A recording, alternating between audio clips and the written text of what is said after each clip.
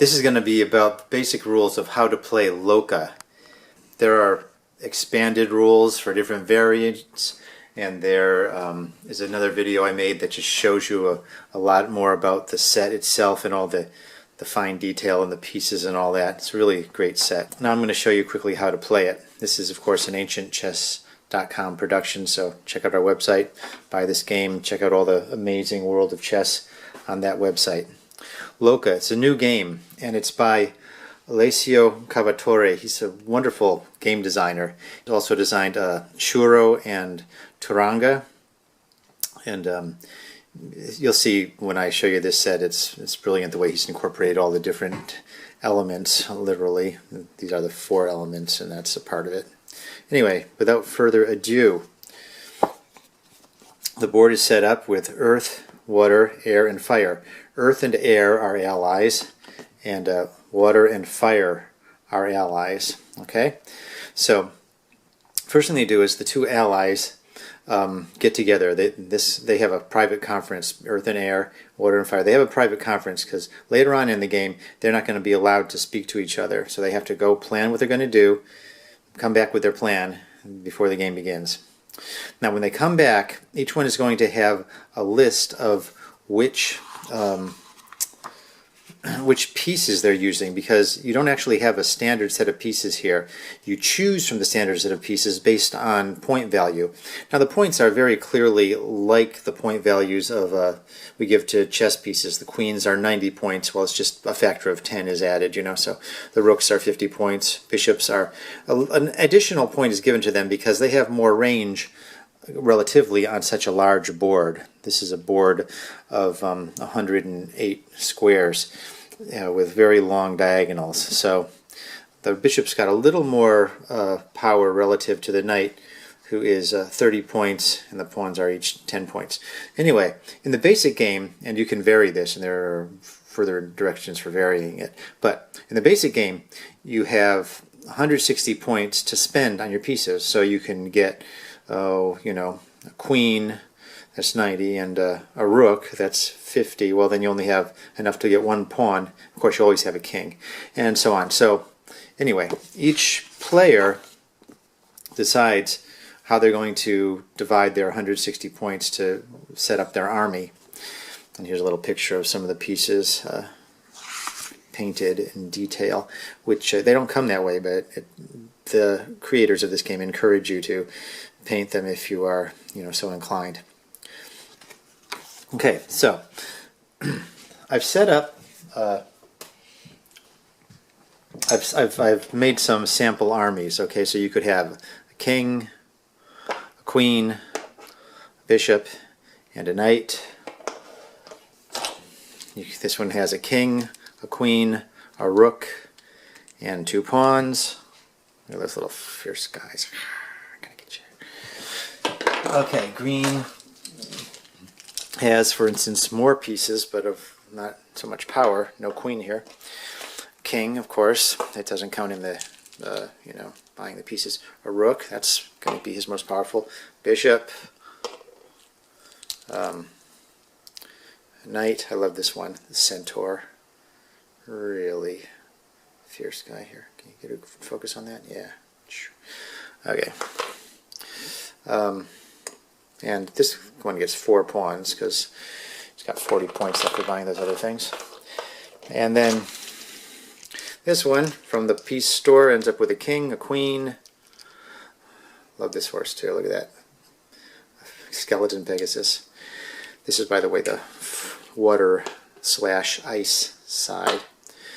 What do we got here? And this one gets a bunch of pawns too, 4 pawns here too. So you start out like that. Now there's a there's the adding of little features in the board, because we like to vary things a bit. And let's see, do we use the dice yet? Yes, we start by using the die that has 6 sides. Notice there's 5 different dice on this. It's pretty neat. You start using the die that has 6 sides just to determine this. First of all, well actually, technically first each player rolls the die that has 20 sides. Okay, 16, whatever, da da da da. Whoever gets the lowest value in this roll rolls first to set up the random piece. I think it's that way. Well, anyway, the important thing is that they'll place their pieces first. But anyway, so let's say blue goes first, and then the order goes clockwise in this game. So blue's going to go first. Now to set your board feature piece, you consider this 6 by 6 area as your placement area, or you don't have to actually visualize that because you're just going to count first the column 5, 1, 2, 3, 4, 5, and then the row 4. 1, 2, 3, 4. So on this square, you're going to randomly pick a piece, and once you pick it, place it there, and you can then you want to look it up and see what the meaning of that piece is. You can memorize all these, but then as an add-on, you can get more of them, and so it can get a bit complicated. It's much simpler if you just learn this as you go along. This happens to be a piece called the Mountain Pass, which allows pieces to go through it forward and back, but not sideways or diagonal. So that's kind of interesting feature. Okay, let's move right along. Yellow rolls 5, 1, 2, 3, 4, 5, and 1. And yellow grabs something randomly, which is this little lake.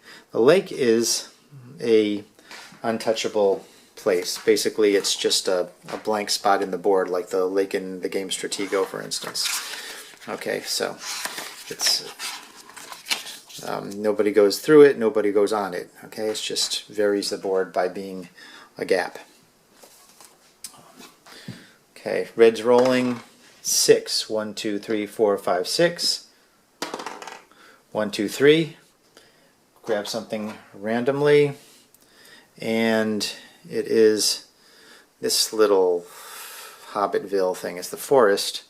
1, 2, 3. And the forest, we see in our handy diagram, allows only pawns to move into it or through it. These also give pieces a little extra power when they're on it, but we'll get to that later. Okay, so that's the pawns only thing, the forest. Okay, and finally, green rolls something, 5. Got a lot of 5s in this. 5 and 5. Okay, let's see, I told you. 5. And he takes something randomly, and he's chosen this thing, 5 and 5, yeah, which is a portal. Now, portal is especially interesting because when you select that one, it's called Magic Portal. When you select that one, then you have to have somebody else place the other portal. It's going to be one of the people on the opposing team, in this case red and blue. So either red or blue, I'll say, oh, actually, it's got to be the one who's further away from it, so it's got to be blue. So blue's got to roll 3, 1, 2, 3, and 1, 2, 1, 2, 3, 1, 2, and blue has to place the other portal right there. Very interesting, having a portal right in your home territory, huh? Now, the portal is what you might expect. If a piece is standing on it, instead of making a move, it can suddenly appear on the other one, and that might be interesting for a pawn, because it starts here and just, boom, appears there. That could be his move. Or a bishop has a special power on a portal. If a bishop is on the portal, where's a bishop? Here's one. He can not only move to the other one, but he can actually move from it. So if a bishop is here on the one portal, it can actually start its move could be zoom, like that, because a bishop has the power of being instantly there and moving, proceeding. So portals, very interesting. And as I mentioned, there are other special squares, and there are other ones in addition if you want to get add-ons to the set, which you probably will, because expanding the game is a lot of fun. So once you have them done, let's see, I'm not sure about the rolling of the dice. It's in there, but I think that we rolled the die already, and now it's blue's turn again to place the piece. First, the king has to be placed. I don't want the king near a portal. Okay, then you take turns. So the next one, this one places a king. Um, let's say he considers that to be a safety thing, although maybe it's not. This one places a king. Let's say he considers that pawn only square a safety feature. This one places a king. I don't know. Let's say he just goes over here. I'm tending to like the corners because I'm a chess player, so I know castling is supposed to be good. So kings are in the corners. Go figure. Okay, now the queen gets. Actually, anybody except the pawns can be placed next. So I'm going to put my queen right by a portal. Put a queen somewhere. Let's see, you don't have to place the queen next. It just has to be any piece besides a pawn. So let's see, you're going to place a rook going to a portal. Now you have to place your pieces still if you got them. Pieces as opposed to pawns, I mean, in the chess sense. You have to place your pieces. Place your pieces. Okay, you're out of pieces, so you start to place pawns. They have to go on the second rank. This one still has pieces, so you got to place it. Whatever. Here's better. So it's a knight. Okay, this one's going to go right where a pawn can go. That's figures. This one's going to go walking up toward a portal. That figures. Okay, now blue's got to place a pawn.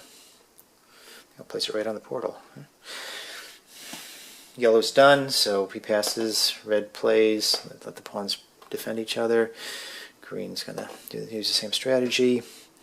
And blue, let's see, blue's got a place. Yellow's done, red's done. Green places, blue places. Oh, I forgot to place this guy. Well, let's say I didn't. Okay, and I placed him here. Anyway, the last turn is on, and voila. So that's how you do it, with a little exception that I forgot to place him before the pawns. Oh well, you understand the idea. So once that's done, now the players roll the 20-sided die again, and whoever gets the highest one goes first. Notice that one was the lowest, one's the highest. It's a little funny that way. Anyway, whoever gets the highest one goes first. So you'd start to move, and you move like chessmen. I've been calling them, king, queen, bishop, and rook, and you move them like king, queen, bishop, and rook. So you just start moving, and let's see, if he's here, maybe that's his first move, and whatever. Okay, now here's an interesting thing. Let's talk about attacks and defenses. Okay. Notice that you've got. Let's see. I put this pawn here. Now this is important. I'm going to use this instance to demonstrate the basics of attack and defense. Now he is going to be attacked by, say, this queen, which is a little bit risky, because when you attack somebody in this game, you might lose your piece. You've got to roll dice to see who wins, although by attacking you do have an advantage. So this is how it works. The basic die is, I'm going to put them out here so you can see them, the 4-sided die. See, it's a pyramid. It's a 4-sided die. The next one up is the 6-sided. Next one up is the 8-sided. Next one up is the 12-sided. That's a dodecahedron. I happen to know that word. Next one up is the 20-sided. Now, this is the order.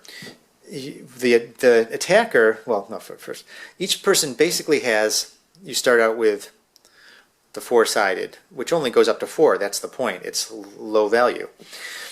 But then you go up depending on certain features. Now, most of these special squares, if somebody's standing on it, they get an extra bump into their use of the die. But I don't see that mentioned here. So, unless I'm mistaken, he's going to have to start with that one.